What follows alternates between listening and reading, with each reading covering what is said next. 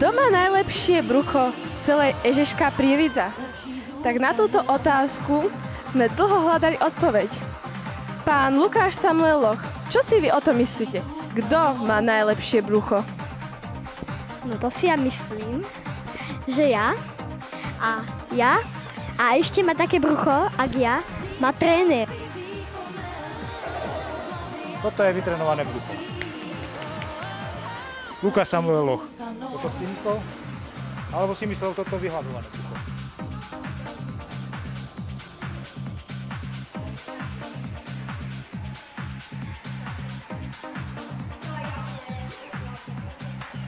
Pán Lukáš, a čo na to hovorí vaše brucho?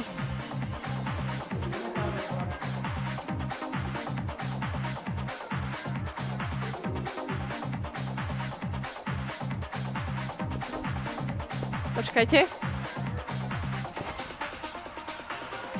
No ja nič nepočujem. To je veľmi hladné brucho.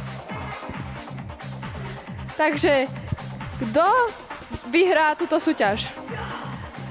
Ak si myslíte, že najlepšie brucho Ežeška má Lukáš Samuel Loch, posielajte mu hlasy s číslom 1 na SMS-ku tvare blablabla.